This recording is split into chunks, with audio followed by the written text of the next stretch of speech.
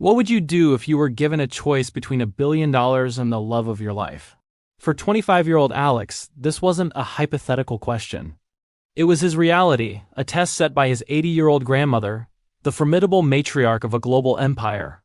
Alex was the heir to this empire, but he had a secret. He was deeply in love with a woman named Chloe, a kind-hearted librarian who knew nothing of his immense wealth. To her, he was just Alex, a charming, down-to-earth guy who shared her love for classic literature and quiet Sunday mornings. He cherished this anonymity, this genuine connection that had nothing to do with his family's fortune. But his grandmother Evelyn saw things differently.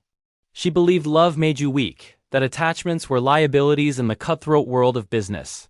She had built her empire from scratch, sacrificing personal relationships along the way. She saw Chloe as a distraction, a potential gold digger who could derail Alex's destiny. So, on her 80th birthday, surrounded by family and corporate sharks, Evelyn dropped the bombshell. She presented Alex with an ultimatum, delivered with an icy calm that sent shivers down everyone's spines. "You have 1 week, Alex," she declared, her voice echoing through the grand hall. 1 week to end things with that librarian. If you do, the entire inheritance is yours. If you don't, you walk away with nothing. Not a single penny. The room fell silent. Alex's heart hammered against his ribs. $1 billion. The power, the influence, the legacy, all of it dangled before him. He could have anything he wanted, travel anywhere, build anything. But the price was Chloe. The price was the simple, profound happiness he had found with her. He looked at his grandmother, her face a mask of cold determination, and then thought of Chloe's warm smile, the way her eyes lit up when she talked about a book she loved. The week that followed was pure torment. Alex's family bombarded him with calls, urging him to be sensible. "It's a no-brainer." His cousin sneered. "Women come and go, but $1 billion is forever." His father, a man who had always lived in Evelyn's shadow, advised him to play the game and win back Chloe later. But Alex knew it wouldn't be the same. A love built on a lie, a reunion bought with a betrayal, it would be tainted forever. He tried to go about his days, but everything felt hollow. The luxury cars, the sprawling mansion, the designer clothes, it all seemed like a costume. He found himself driving to the small, cozy library where Chloe worked, just to watch her from a distance. He saw her recommend a book to a child, her face animated with joy. He saw her help an elderly man with the computer, her patience unwavering. This was the woman they wanted him to leave. This was the life they wanted him to trade for a balance sheet. He met Chloe for coffee, the weight of his secret crushing him. She sensed his distress immediately. "Alex, what's wrong?" "You seem a million miles away," she said, her hand covering his on the table. He wanted to tell her everything, to confess his double life and the impossible choice he faced. But he couldn't. How could he explain that his grandmother was trying to buy her out of his life? It was insulting, demeaning. So he just shook his head and said he was stressed with family matters. The night before the deadline, Alex stood on the balcony of his penthouse, overlooking the glittering city skyline. This was the world his grandmother was offering him. A world of power, of solitude, of gilded cages.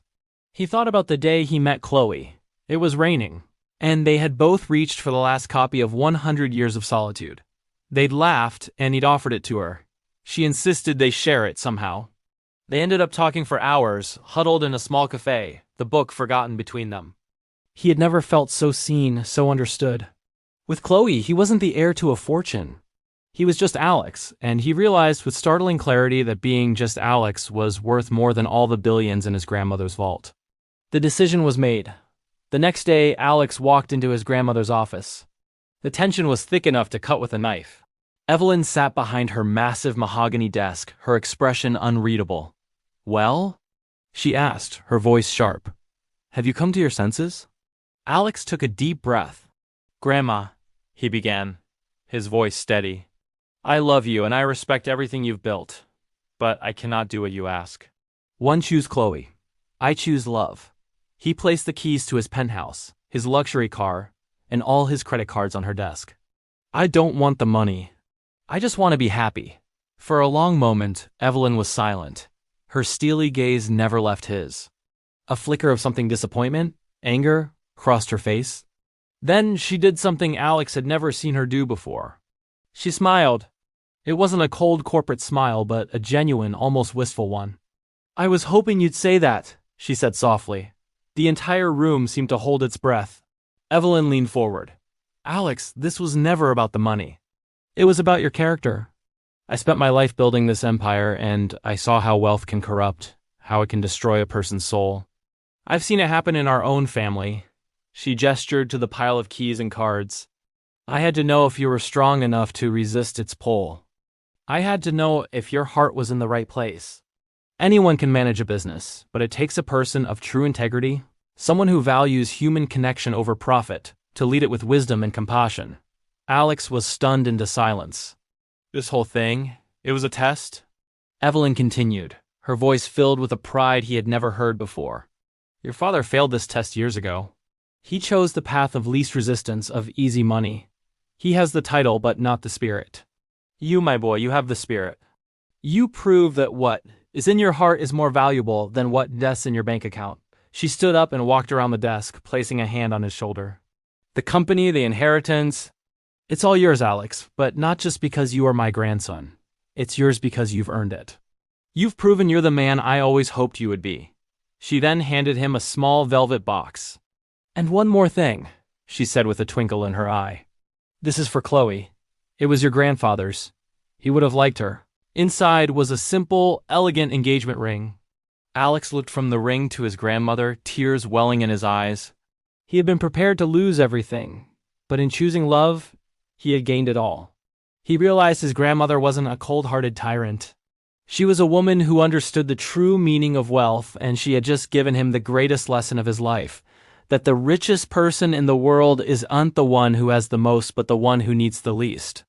That evening, Alex went to the library, not as a billionaire, but as a man in love. He found Chloe shelving books, and when she saw him, her face broke into a radiant smile. He walked up to her, took her hand, and got down on one knee. He told her everything about his family, the money, the ultimatum, and the incredible, shocking twist. He told her that he had chosen her, and would choose her every single day for the rest of his life. And as he slipped the ring his grandfather had given his grandmother onto her finger, he knew he was the wealthiest man on earth. Not because of the empire he was about to inherit, but because he had a love that was truly priceless. It's a powerful reminder for all of us. In a world that often measures success by dollars and cents, it's the connections we build, the love we share, and the integrity we hold that define our true worth. What would you have chosen? Let me know in the comments below. Thanks for watching. Don't forget to comment, like, and subscribe for more thought-provoking stories. If you enjoyed this video, you'll also like the next one. See you next time.